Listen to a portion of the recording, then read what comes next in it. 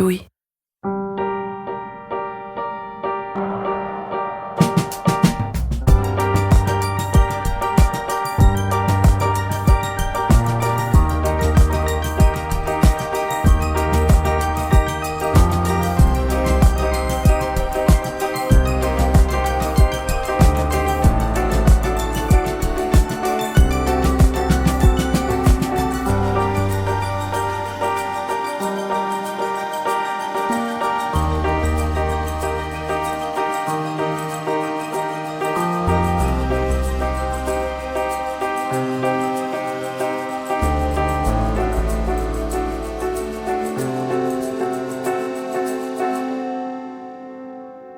À tout à l'heure. Je vais aller en pension avec Clémence. Ah bon? C'est nouveau ça de aller en pension. Tu veux aller en pension avec Clémence, pourquoi? Parce que papa, il m'aime trop. Mais non, mais tous les papas aiment trop leur petite fille. C'est quoi cette histoire?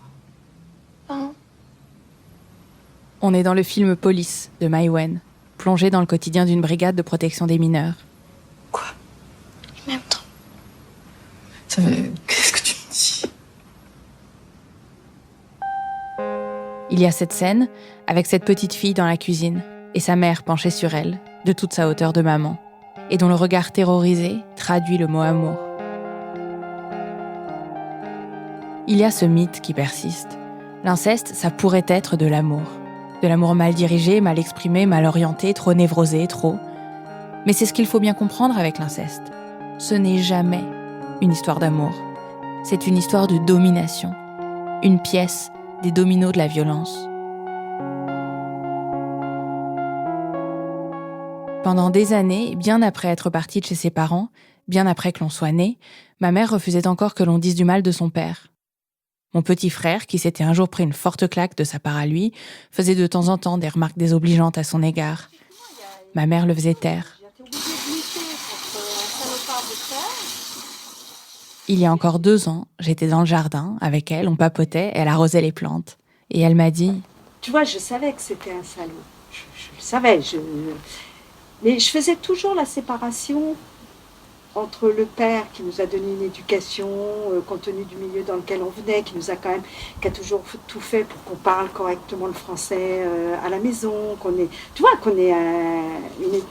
Et un jour, tu m'as dit, mais attends, ton père, c'est quand même un salaud. C'est pas ça, un bon père. Et j'en ai vraiment pris conscience ce jour-là. Peut-être qu'il est trop difficile d'admettre que ceux qui sont censés vous aimer le plus vous aiment si peu qu'ils vous détruisent. Peut-être que le désordre est trop grand. Peut-être qu'il est plus facile d'imaginer que ces caresses qui violentent avaient tout de même au départ une intention louable. C'est horrible ce que je vais dire, mais... Je sais pas comment le dire, mais... J'avais un peu l'impression d'être l'élu. C'est Julie, je crois, qui me l'a dit le plus clairement. Julie avec ses dents du bonheur et ses cheveux ras. Julie qui s'est faite violer pendant son enfance par son grand-père. Pendant des années, elle a espéré que dans ces viols, il y avait quand même aussi eu de l'amour. Quelque chose de spécial. On était beaucoup de cousins et cousines et mon grand-père, j'étais assez proche de lui parce que il était très bricoleur, très manuel, machin et tout. Et quand j'étais petite, j'adorais faire des constructions, des machins, tout ça. Donc j'étais genre souvent avec lui à faire des trucs, des machins et tout. Et c'est peut-être mon côté comédienne, tout ça, mais j'ai toujours besoin d'être la préférée. Genre j'ai un vrai problème là-dessus. Et j'avais l'impression d'être la préférée. Et je crois que je me suis persuadée que ça allait dans le package. Et d'ailleurs, quand ma grande sœur, elle a dit à mes parents ils nous ont dit que mon grand-père, du coup, avait agressé quelqu'un d'autre dans la famille, mais que c'était pas à eux de nous dire qui c'était. Et je me rappelle, horrible, j'étais allée voir ma grande sœur et je lui avais dit, putain, j'ai trop envie de savoir qui c'est. Et en fait, j'avais besoin de savoir qui c'était pour, je crois, mesurer le truc, genre, de l'autre par rapport à moi. Ce qui est complètement con. Et c'était même pas un truc de qui a le plus souffert, mais un truc de, putain! Les boules, quoi, ça m'arrive et je suis même pas la seule. Enfin, genre, c'est horrible de dire ça, mais je crois que j'avais un truc de... Il l'a pas fait parce que j'étais la mieux. Il l'a fait parce que juste, j'étais un bout de chair, quoi. Genre, c'était horrible ce qui m'arrivait et je voulais pas que ça m'arrive, mais en même temps, je crois que c'était le seul truc. C'était un moyen de me raccrocher à un truc de, putain, peut-être que ça a un sens. Peut-être que cette épreuve-là, peut-être que genre ouais, ça a un sens. En fait, non, t'es juste une merde parmi les autres et puis prends-toi parce que t'étais dans un couloir à un moment donné où il y avait personne et puis en fait, pareil pour... Enfin, et ouais, mais... Putain, c'est horrible. Mais... Ouais, et en fait, à un moment donné, ça allait plus du tout entre mes grands-parents et ma grand-mère était venue vivre chez nous, elle était restée genre pendant 1 mois ou 2. Et je me rappelle, j'arrêtais pas de chialer parce que j'avais peur qu'il se suicide, parce que je savais qu'il était seul et que je trouvais ça horrible de l'abandonner. Enfin, aujourd'hui, j'arrive toujours pas à définir si j'avais peur qu'il se tue et que, dans un sens, j'allais crever seule, vraiment, genre c'était sûr, avec mon truc et que j'aurais jamais pu en parler, ou qu'il bute et que du coup, ben, tu perds ton grand-père, quoi. Enfin, tu vois, genre le truc de l'amour vraiment de quelqu'un qui... Enfin, et je sais pas, et pendant longtemps, vraiment longtemps, d'ailleurs, j'avais eu la nécessité de le dire au procès et de lui dire à lui. Et le mec, il m'avait répondu un truc genre, putain, elle en fait des caisses et tout, ça va. Genre, oh non, non, ouais, si elle m'aime vraiment, pourquoi elle raconte tous ses mensonges et tout. Et je me rappelle m'être dit, mais quel trou du cul quand même, genre, d'aller jusqu'au bout, tu vois, genre...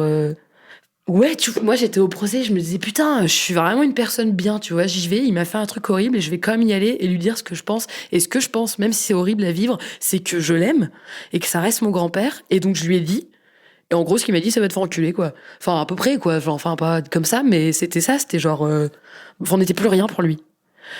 J'étais plus rien. Je suis passée du stade de... où j'avais toutes les attentions et tous les bisous les plus longs du monde et genre ouais, où j'avais l'impression d'être un peu la préf, quoi. Et d'un coup là t'arrives et tu l'as pas vu depuis des années. Si la dernière fois que tu le vois, bah c'est dans la confrontation avec le juge et le mec te regarde pas une seule fois dans les yeux, il parle comme si t'étais rien, t'es pas de sa famille, t'es plus sa petite fille, t'es une personne qui est assise à côté de lui avec 2 avocats entre vous. Et t'es le monstre qui va faire qu'il va être jugé par la société et qu'on va dire que... Ouais, et tu deviens juste... Enfin, t'es rien. Et je crois que c'est ce qui m'a le plus perturbée, en fait.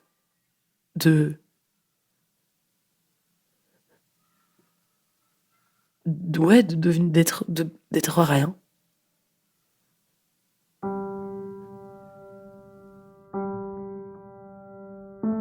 Je suis tombée sur un texte de Dominique Vrignot, juge pour enfants, publié au début des années 2000. C'est dans un livre collectif sur l'inceste, et son texte à lui s'appelle « Les contes de l'inceste ordinaire ». Il explique qu'une relation, au sens d'échange entre 2 personnes, ne peut jamais avoir lieu avec l'inceste, car le désir de l'adulte prend toute la place. La victime est niée, absorbée par le désir de l'autre. Un peu plus loin, il écrit que l'enfant est inceste tué. Il décompose le mot en inceste et tué. Et il dit « C'est peut-être à cet endroit que le désordre est le plus important. Réduit à la notion d'objet du système familial et de son abuseur, l'enfant n'est plus que la continuité, le prolongement de ses parents ou de ses proches responsables. Il en devient l'un des éléments, l'une des parties, voire l'identité de l'autre. » Les histoires d'inceste sont toujours des histoires de domination. La plupart des histoires d'inceste que j'ai lues et entendues impliquent une violence directe, franche, la violence physique du viol. Mais il y a quelques histoires qui n'ont pas l'air violentes, qui ont l'air d'être faites de caresses ou de désirs. Elles impliquent en plus parfois de l'excitation physique du côté de la victime. Ce sont sur ces histoires-là que se construisent les mythes du papa qui aimait trop son enfant. Daniela, par exemple, m'avait raconté que son père portait plutôt sur elle un regard doux.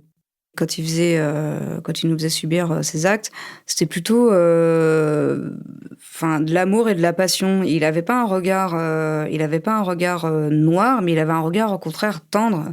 Je me souviens d'une fois, et c'est ça qui me marque et qui dans ma vie d'aujourd'hui, dans ma vie privée d'aujourd'hui, me pose des problèmes, c'est qu'il y a eu cette fois où j'ai pris du plaisir sur ce qu'il a fait, et alors je m'en veux en gros d'avoir pris ce plaisir. Et il avait vraiment un regard tendre, enfin comme entre 2 personnes, un couple qui s'aime, il y avait ce regard-là, et c'est ouais. Mais ce n'est pas de la tendresse. Les agresseurs n'envisagent pas leur victime comme autre chose que l'objet de leur désir. Par exemple, la seule fois où Daniela a vraiment essayé de se débattre, la tendresse du regard a disparu. Le seul fois où il y a eu un regard noir, c'est dans la salle de bain. C'est le moment où là, je disais non et lui, il insistait. C'est vraiment ce moment-là où, là, par contre, ça a été dur. Mais sinon, avant, non. C'était pas, il avait pas un regard méchant ou, enfin, après, vicieux, je sais pas, parce qu'à ce moment-là, je pense pas déceler ça. Mais c'était plutôt tendre, ouais. Ouais. Et même si au moment du viol, on n'a pas l'impression qu'il y a de la violence, elle est omniprésente. Est-ce que tu te souviens de moments de violence en dehors de ces moments-là, de violence physique, où tu as parlé de maltraitance ou... Avec lui, avec ma mère, oui, parce que lui, quand il rentrait bourré et que, par exemple, on n'avait pas mis la table ou débarrassé la table ou des trucs comme ça, enfin des tâches qu'on faisait à la maison, ouais, on se prenait des claques. Des fois, il prenait carrément la ceinture, ça allait au coup de ceinture. C'était ça, par contre, quand il était bourré, il était ultra violent et rien ne passait. Hein. On disait pas bonjour, on pouvait se prendre une claque. C'était vraiment... ça allait de là. C'est limite, fallait être au garde à vous. C'est un peu comme à l'armée, sauf que là, c'était version chacun a sa tâche à faire à la maison. Faut sortir les chiens, faut s'occuper des uns des autres, faut faire le ménage avec ma mère, faut mettre la table, tout ça, faut débarrasser, faut que tout soit propre. Et des fois, pour un oui, pour un non, il arrivait, bim, allez hop, je te mets une claque parce que hier... Ah oui, moi je me souviens aussi d'une fois, parce que je suis un estomac sur pattes et des fois il mangeait McDo, il laissait un Big Mac dans le frigo. Et moi je me levais la nuit pour manger parce que j'avais tout le temps faim. C'est ce qu'on appelle du vol, hein, c'est pas bien, mais bon, on a faim, on mange. Et un jour, je me suis fait griller par mon père. Et là, il m'a attrapé par les cheveux, il m'a mis dans la salle de bain, il m'a mis des coups de poing, carrément la douche froide. Enfin, ça a été hyper violent. Tout ça parce que j'ai croqué dans un Big Mac.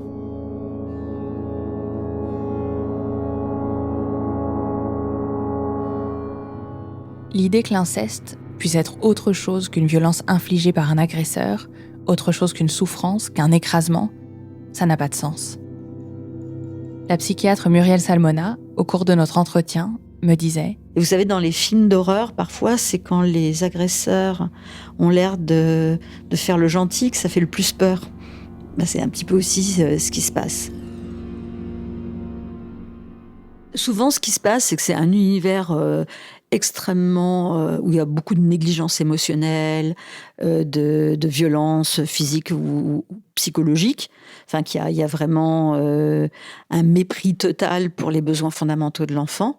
Et puis que d'un seul coup, sur le mode, aussitôt que mon père me touche et la nuit, quand il vient me voir, là, il fait celui qui est extrêmement gentil. Alors ça peut être très, très perturbant. Ça fait partie des manipulations où l'enfant peut se dire que il n'a le droit, il n'a de valeur, entre guillemets, que si il est instrumentalisé en tant qu'objet sexuel. Et puis de toute façon, les violences toujours accompagnées de tout un discours agresseur qui renvoie à la victime qu'elle vaut rien, qu'elle est un objet, qu'elle est réduite à son corps, une partie de son corps. Ce qu'il faut voir, c'est qu'il ne faut pas s'arrêter uniquement à l'acte et à ce qui est dit aussi. Rien que le fait qu'on exerce des violences sur vous, c'est-à-dire que l'on considère que votre intégrité physique et psychique n'est pas un sanctuaire en quelque sorte. J'ai entendu pendant mon enquête des gens qui me disaient « Mais qu'est-ce que tu fais des gens qui s'aiment ? Des frères et sœurs qui tombent vraiment amoureux ?» Et je me suis souvenue de ce film américain sorti en 2012, The Color Wheel, d'Alex Ross Perry. À la fin, spoiler, le frère et la sœur couchent ensemble. Le journal Le Monde avait alors parlé de transgression joyeuse. 3 ans plus tard, en 2015, le film Marguerite et Julien de Valérie Donzelli était présenté à Cannes. L'histoire d'un frère et d'une sœur et de leur amour impossible que la bienséance et les lois entravent. Marguerite et Julien sont frères et sœurs, mais c'est Julien l'aîné. Une sorte de Roméo et Juliette subversif. Ils s'aiment si fort que rien ne peut les séparer. Mais il n'y a pas d'inceste heureux, ni consenti. Des dizaines de personnes que j'ai interrogées, dans différents contextes, de celles dont la vie a été démolie, à celles qui sont heureuses aujourd'hui, aucune ne m'a jamais dit que c'était pas si grave. J'ai cru lors d'une lecture avoir trouvé une exception, dans Kiss Daddy Goodnight, de l'américaine Louise Armstrong. Sur les 240 pages de témoignages de son livre, publié dans les années 70, ce que j'ai trouvé le plus pénible à lire, ce sont les quelques-unes consacrées à l'histoire d'Annabelle. Une jeune femme qui écrit pour défendre la relation qu'elle a avec son père. Elle couche avec lui et tout va bien. Elle couche avec lui depuis qu'elle a 6 ans, et certes à l'époque c'était un peu jeune, mais depuis qu'elle est plus grande, vraiment, tout va bien. Et plus les lettres s'accumulent, plus son récit est émaillé d'anecdotes d'humiliation dans lesquelles son père lui demande de coucher avec des amis à lui, et elle le fait parce qu'elle adore faire plaisir à son père, et lui couche avec d'autres femmes devant elle, et elle se sent terriblement délaissée et malheureuse, ce qui l'incite à aller encore plus loin pour lui faire plaisir. Et tout dans ses lettres suscite la stupeur. Elle dit qu'ils s'aiment, et plus elle donne des détails, plus on a envie de lui dire « c'est pas ça l'amour ». Il n'y a pas d'amour incestueux. Il y a tout un spectre de la chosification à la haine.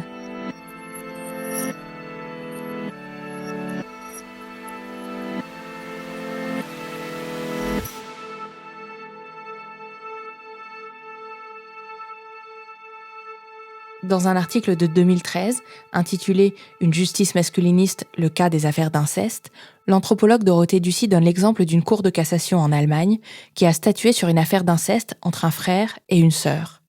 Le frère et la sœur, comme Marguerite et Julien, disaient vouloir s'aimer librement. La justice est allée dans ce sens.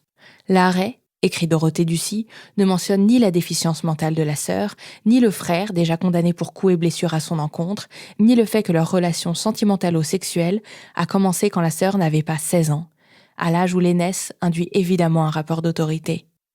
Puisque ce qui n'est pas dit n'existe pas, le législateur ne retient de cette relation frère-sœur que leur revendication au droit à vivre ensemble. Dans son livre « Le berceau des dominations », Dorothée écrit « Ni dans la littérature que j'ai consultée, ni dans l'enquête, je n'ai rencontré de situation d'inceste ou de jeu sexuel entre des jumeaux ou des cousins du même âge. Les jumeaux et les cousins du même âge vont explorer la sexualité ailleurs qu'au sein de leur famille. Si la différence d'âge entre les protagonistes est une condition nécessaire pour qu'advienne un jeu sexuel dans la fratrie, c'est bien parce que la différence d'âge amène avec elle une asymétrie des positions et un rapport d'autorité. Les seuls jeux sexuels qui existent dans la fratrie relèvent en réalité exclusivement de l'exercice d'une domination des aînés sur leurs cadets, sur lesquels ils ont une autorité à laquelle il n'est pas aisé de se soustraire. Il suffit à chacun de regarder en arrière pour se rappeler l'autorité, la capacité de fascination et le surcroît de force physique que confère à un frère ou à un cousin le fait d'avoir 1, 2 ou 3 ans de plus que soi quand on est un enfant, sans parler d'une différence d'âge plus importante. De fait, si les jeux sexuels entre frères et sœurs ne débutent jamais à l'instigation du plus jeune, c'est précisément car ils ne sont pas des jeux, mais des abus sexuels. Le concept de jeu sexuel entre frères et sœurs est un mythe. D'ailleurs, l'enquête approfondie montre que, devenus adultes, seuls les aînés désignent encore rétrospectivement les pratiques sexuelles dans la fratrie comme des jeux. L'histoire de Marguerite et Julien, mise en scène par Valérie Donzelli au cinéma, est inspirée d'un fait divers réel qui s'est déroulé sous le règne d'Henri IV, il y a bien longtemps. Les articles que j'ai trouvés, qui y sont consacrés, évoquent une histoire d'amour incestueuse entre 2 jeunes aristocrates qui ont été condamnés à mort et décapités. Mais si l'on regarde d'un tout petit peu plus près cette histoire, on se rend compte que Julien était de 4 ans, l'aîné de Marguerite. Alors que Julien a 13 ans, il est envoyé au collège par ses parents qui essaient de les séparer pour mettre fin à leur relation. Cet inceste a donc déjà débuté quand Julien a 13 ans. Marguerite n'en a alors que 9. Qu'est-ce que c'est qu'une histoire d'amour à laquelle consentirait une petite fille de 9 ans ? Et 9 ans, au XVIe siècle, c'est toujours 9 ans. Un corps inachevé, prépubère, la fragilité de l'enfance. L'inceste, ce n'est jamais une histoire d'amour. Et ce n'est pas toujours une pathologie non plus, ni un trouble mental. La pédophilie est classée comme un trouble ou une pathologie par l'OMS et le DSM, Manuel des troubles mentaux de l'Association américaine de psychiatrie. Mais les incesteurs, le plus souvent, ne sont pas des pédophiles, au sens où ils auraient une attirance particulière pour les enfants. En Allemagne, en 2005, un médecin-chercheur de l'hôpital universitaire de la Charité de Berlin, Klaus Michael Beyer, lance une initiative qui a pour but de prévenir les actes pédocriminels et de sensibiliser le grand public sur cette question. Ce projet prendra le nom de Dunkelfeld, qui signifie zone d'ombre en allemand. C'est un projet qui incite les pédophiles à demander de l'aide pour ne pas passer à l'acte.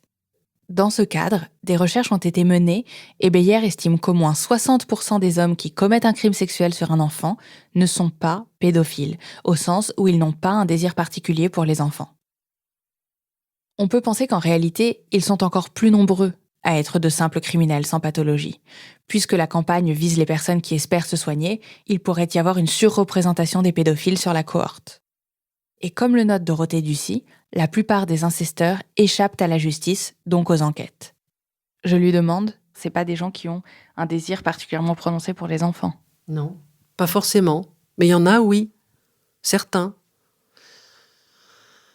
Mon enquête, je l'ai menée en prison auprès d'agresseurs d'enfants, dans leur famille. Et donc, il y avait notamment des jeunes adultes, ou des vieux adultes d'ailleurs, qui avaient incesté des enfants de leur famille, mais aussi des enfants ailleurs. Il y en avait un ou deux qui étaient éduc-spé ou entraîneurs sportifs, voilà. Et donc, il y en a, ils sont pédophiles, ils ont une espèce de prédilection pour l'activité sexuelle avec des enfants. Et il y en avait un, notamment des enfants de plus en plus jeunes. Mais ils ont aussi une partenaire. Ils sont l'écrasante majorité des agresseurs. Ils sont des hommes comme vous et moi. Ils ont une femme, ils ont parfois des maîtresses, ils ont eu des maîtresses. Ils ont juste une vie sexuelle bien remplie, en fait. C'est assez courant que les très jeunes incesteurs, 12 ans, 13 ans, 14 ans, 16 ans, quand ils se mettent à avoir une vie sexuelle, ils foutent la paix à leur cousine ou à leur sœur ou à leur petit frère. Ils changent de vie, en fait. Et ils ont une vie sexuelle avec quelqu'un d'autre. Et après, il faut qu'ils se fassent soigner parce qu'en général, ils ne restent pas indemnes de ça. Enfin, c'est compliqué d'être un jeune agresseur. Mais les agresseurs adultes, il y a différents cas de figure, mais il y a des beaux-pères ou des pères ou des oncles qui ont une activité sexuelle avec leur femme ou leur maîtresse ou disons avec une partenaire sexuelle de leur âge, une adulte, ou plusieurs même. Mais c'est pas fromage ou dessert, en fait. Il faut qu'ils couchent, quoi. Il faut qu'ils aient voilà, et donc avec les enfants de la famille. L'inceste, c'est souvent des viols d'aubaine, en fait. L'occasion fait le larron, voilà.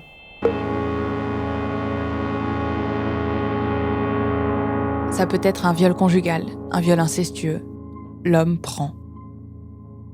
D'ailleurs, Klaus Michael Beyer, à l'origine du projet Dunkelfeld, lancé en Allemagne, déclarait au Monde en 2015 que les 60% d'hommes qui commettent des crimes sexuels sur les enfants sans être pédophiles sont des hommes violents avec leurs enfants, mais aussi avec leurs femmes. Il ne s'agit pas d'une pathologie, mais d'une domination. Les patriarches croient souvent que les enfants leur appartiennent comme leur voiture, comme leur barbecue, comme leur femme. C'est d'ailleurs pour ça que tant d'adultes trouvent normal de frapper des enfants, ou que tant d'éditorialistes se dressent contre la possibilité d'une loi qui interdirait les violences ordinaires, comme la fessée. Cela indigne que les parents ne soient pas tout-puissants face au corps des enfants. Et il y a une autre chose qui m'a marquée dans le livre de Dorothée Ducy, un détail sordide, la violence des incesteurs envers les animaux, comme le signal d'une violence qui s'étend à tout. L'agresseur dispose à son gré de toutes les vies, femmes, enfants, animaux, mis ensemble dans un grand coffre à jouets. Il se sert. Dorothée écrit « La violence exercée sur les animaux domestiques de la maison, ou de la maison des voisins, ou de celle des cousins, est un moyen courant et très efficace pour terroriser la famille. Devant l'incesté, et en général devant toute la famille médusée, l'incesteur tabasse le chien, ou plus radicalement, le tue, devant tout le monde. » Elle rapporte l'histoire d'une victime d'inceste, dont le père avait tué le chat à coups de râteau. D'une autre, dont le père, à table, estimant que personne ne l'écoutait et que ça devait cesser, avait attrapé le chien et l'avait retourné sur la table pour l'éviscérer. Je me suis mise à demander autour de moi, aux victimes d'inceste, si elles aussi avaient assisté à des histoires semblables. Daniela m'a raconté la fois où son père avait donné des coups de pied dans le ventre de leur chienne parce que, malade, elle avait fait pipi dans la maison. Du coup, elle s'est oubliée dans la maison. Et là, mon père avait démonté la pauvre.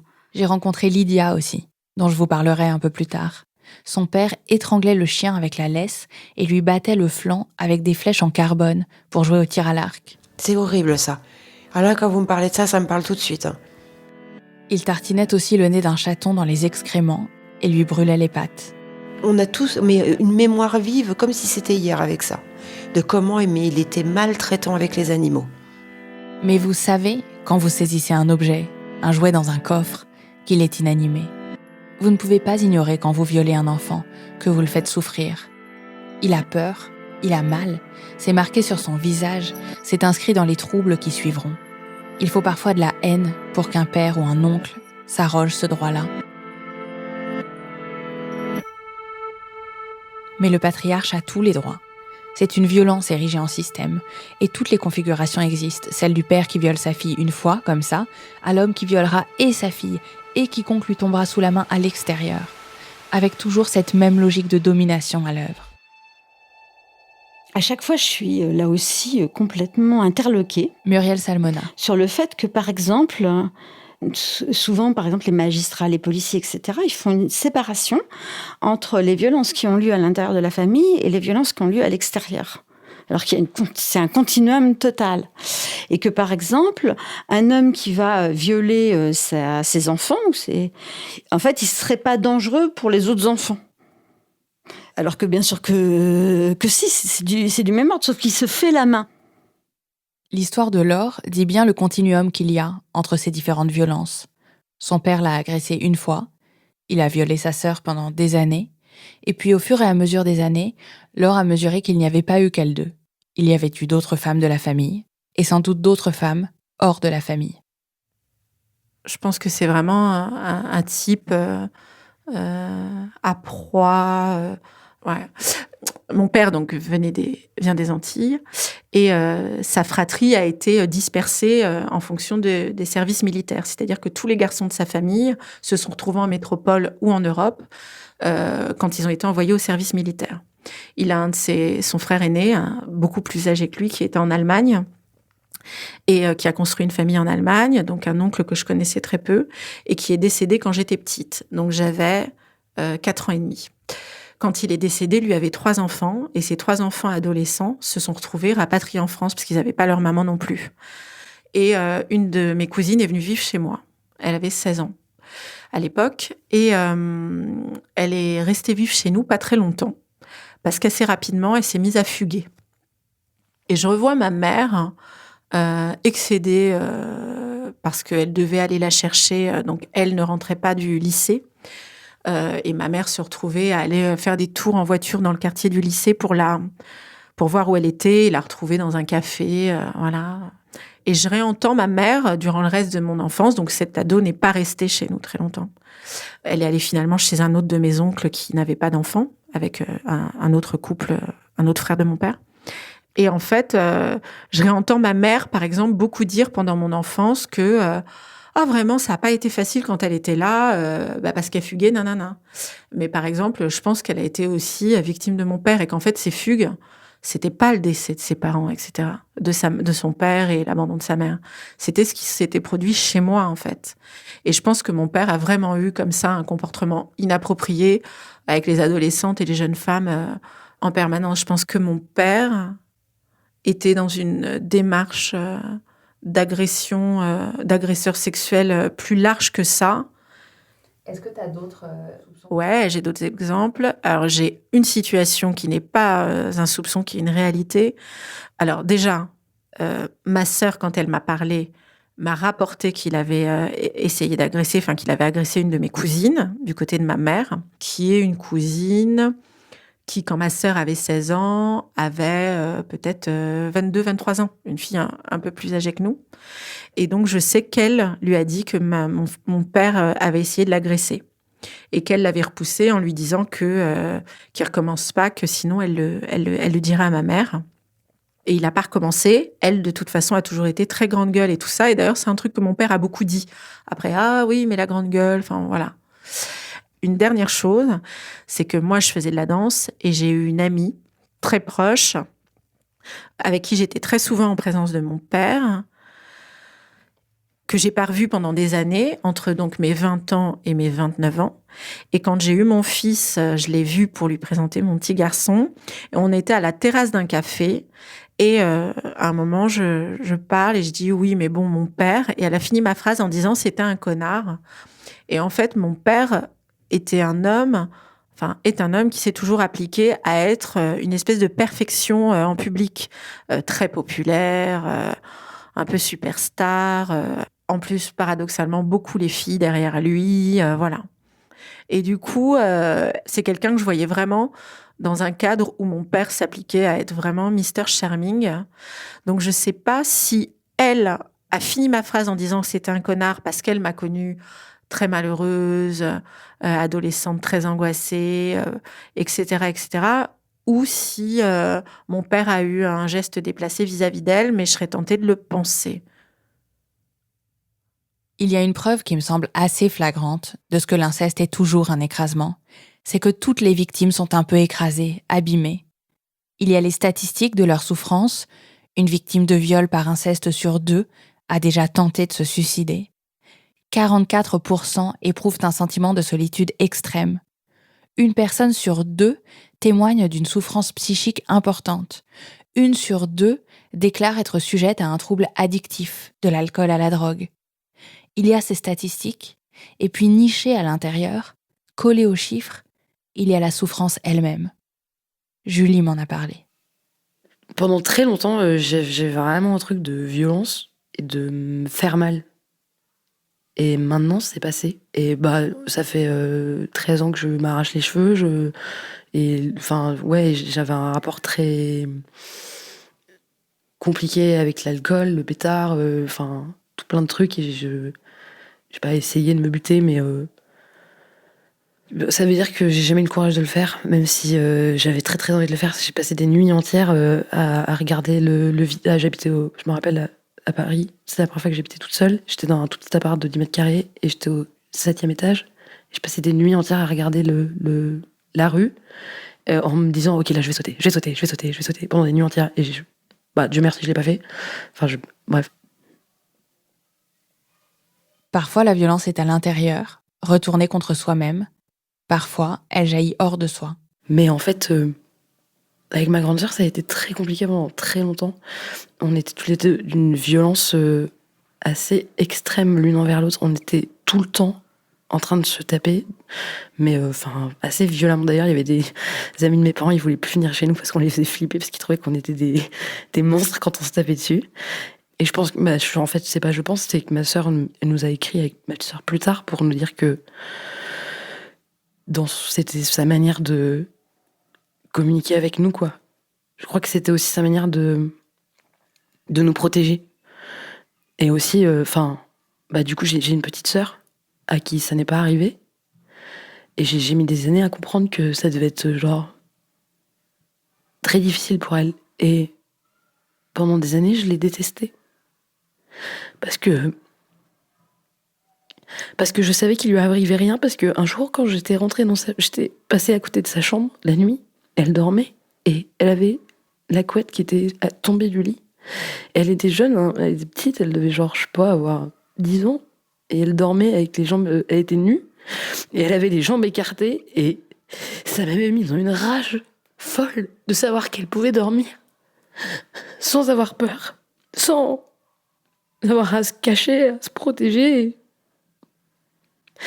Et je l'ai haï pour ça. Et c'est horrible. C'est horrible. Et même maintenant, je sais que j'ai du mal avec elle parce que je suis jalouse, je crois. C'est horrible. Du coup, maintenant, j'essaye de faire attention à elle et j'essaye de communiquer avec elle, mais j'y arrive pas. Je peux pas lui parler, je peux pas lui faire la bise, je peux pas. Je crois que développer une haine contre elle à ce moment-là, c'était ma manière de rester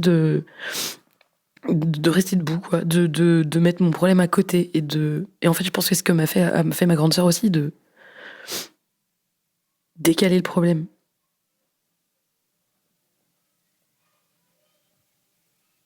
Toute cette souffrance, ça ne veut pas dire qu'on ne s'en sort pas. Soyons clairs, on peut s'en sortir. On peut aimer, s'amuser, faire la fête, être heureux. Vraiment, j'en ai rencontré des victimes heureuses, debout, comme ma mère. Mais selon ce que l'on a vécu, selon l'âge, la fréquence, la personnalité, selon l'entourage, selon les mots qui ont été dits après, les réparations, l'amour reçu, il y a des ruines intérieures plus ou moins grandes. Mais il y a toujours un petit tas de ruines, comme le dit Laure. Si je devais juste dire quelque chose, c'est qu'il faut que les hommes qui ont ce type d'agissement, comme très souvent ils avanceront, qu'ils aiment leur enfant et que c'est ce qu'ils ont de plus cher au monde, il faut qu'ils se rendent compte du fait que même si moi aujourd'hui je suis là et que je vais très bien, je suis pas tout à fait entière. C'est-à-dire qu'il y a une partie de moi qui est détruite pour toujours. J'ai complètement reconstruit autour, un échafaudage qui est lumineux, mais la réalité, c'est qu'il y a un endroit de moi qui est mort. Et tous les jours, quand je vois les autres vivre,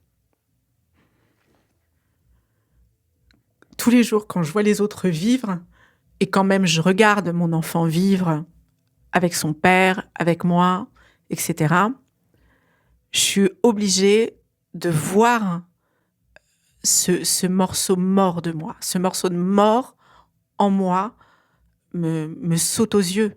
Je vois très bien ce que les autres ont que je n'ai pas, que je n'aurai jamais. C'est pas une histoire de bonheur ou pas, parce que je suis très heureuse, mais les autres ont quelque chose que je n'ai pas, qu'on m'a pris, qu'on a tué, qu'on a détruit.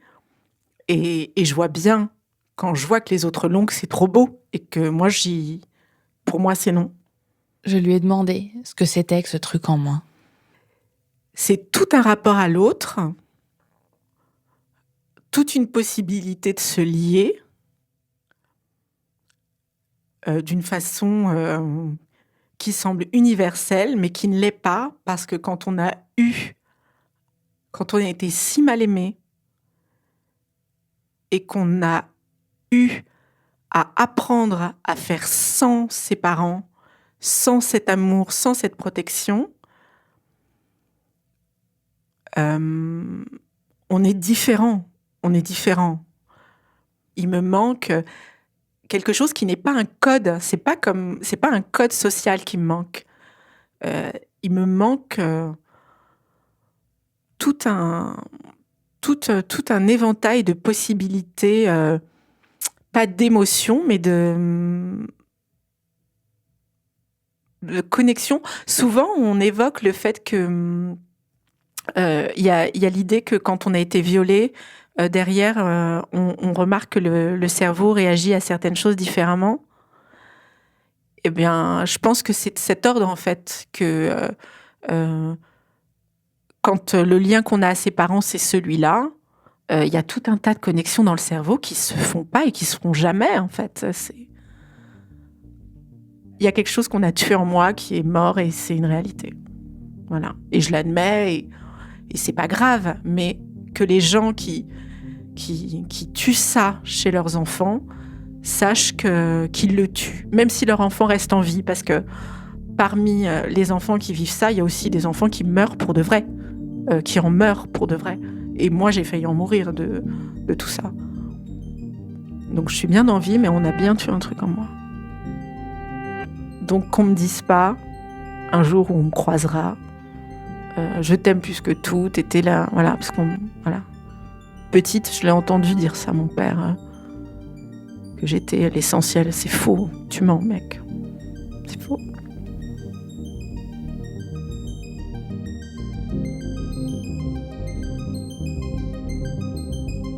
Le système de domination de l'inceste sévit dans la plus petite unité sociale qui soit, celle de la famille.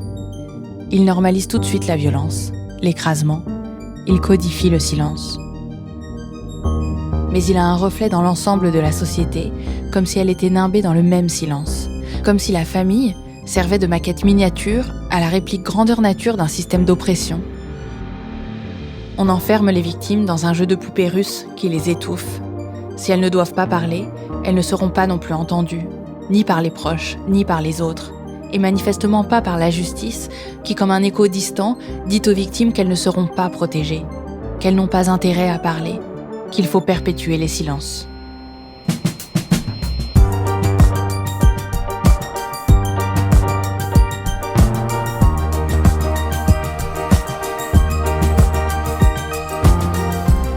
Je suis Charlotte Pudlewski et vous écoutez Ou peut-être une nuit, une série du podcast Injustice de Louis Média, réalisée par Anna Bui.